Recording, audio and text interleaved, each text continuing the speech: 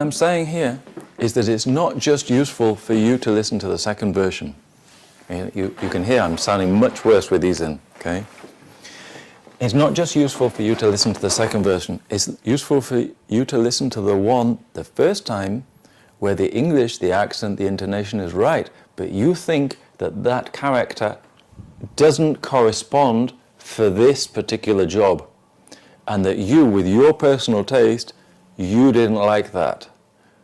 But you can still listen to it because you can still get the intonation. Mm-hmm. And I think that this is, whilst I say that this is not normally something that I should do with you, and if I was really teaching you these things, I would say, no, we can't do this because whatever. But I think what would be useful for you, maybe if we do this every week, and every week I do a bit different, and I put each time I do it on a specific recording, and you can say to me before we start, try and do a little bit more like this, or this I didn't like, try and do it like that. Okay, because there you're getting a criterion, the singular of criteria is criterion, and you're starting to know what you like and the way to do things, not just read and blah, blah, blah, blah, no? And also, you hear that I do different things a different way, put things different apart or together, and you can say, you can have those options yourself, no? And maybe on the day, there's a big terrorist attack, so we need to stress more one thing. Or maybe there's a lot of problems with the budget, so we need to... Yeah, I see. Even if you have the same script, you do it a different way. And it's very good that you've learned in how many classes? 4 classes? That you're now getting a criterion to judge things by and say, I want like this, like this, like this. And the next stage for you is for you to apply this criterion to yourself. Yeah.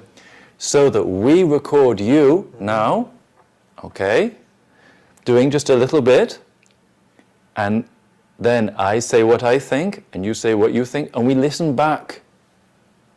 We listen back. Okay. Because one thing is that you like Fernando Alonso when he drives the car, and you say, no, but I prefer the other one because he does this. But yeah, hang on a second, but then when you have to do it, yeah, that's the thing, yeah. That's more difficult. No, absolutely. But, you know,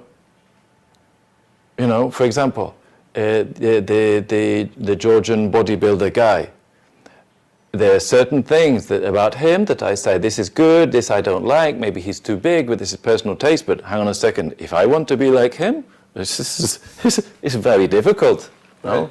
It's very difficult. Yeah. But you can still have a criteria to judge other people by. So even if you're not a photographer, you can say, I like this photo, I don't like this photo, because in my book, I want to show this part of Georgia. In my presentation, I want to show this part that I'm real. I'm not an actor.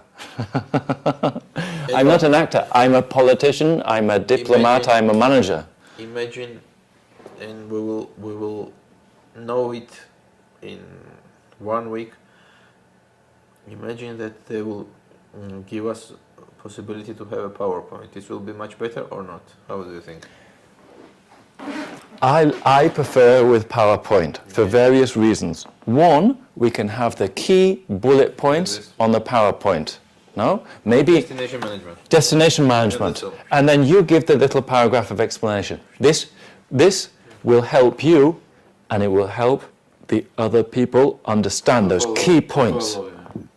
What we don't want to have is, I teach about bullet points, and one of the things that everybody says about bullet points are good, but we don't just want bullet points. This can be a bit, and you say, it was too boring. Okay, so if we have the slides, maybe we can have a bullet point, and maybe we can have some beautiful photo, no? Of tourism things, or positive images. Okay. I don't want photos, I think, personally, of terrorism. We want positive things. And maybe you can use some very positive images of rural areas from your book, no? Because you have those photos. But some from Georgia, Very good.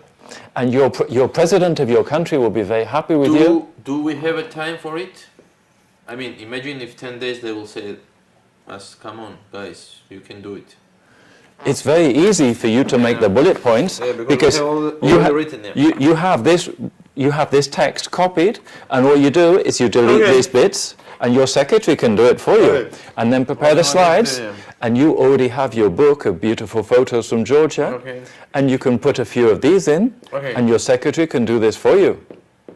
Because if you have slides, it will help us to imagine if the images are very nice, and tourism, and happy people, and children, and poor people, and black people, and yellow people, and whatever can you say yellow? I don't know. Maybe you can't say yellow. You can say black. Maybe you can't. Maybe it's not just multicultural people, no? And also, it will help you because everybody's not just looking at you, they're looking at this. And this will take the pressure off you. Imagine we're doing it together. Sometimes they look at me, it's easier for you. With everybody just looking at you, it can be more pressure. And so we will pause that there, and now we're going to have you doing a little bit, okay?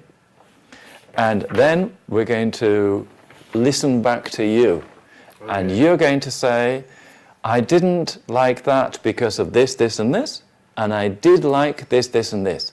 And I'm going to do it again, but this time I'm going to change whatever. No?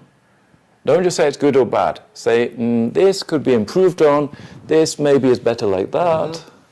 No? Because now you're learning your tricks. No? I speak like this.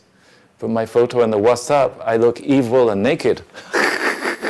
You're a Georgian diplomat.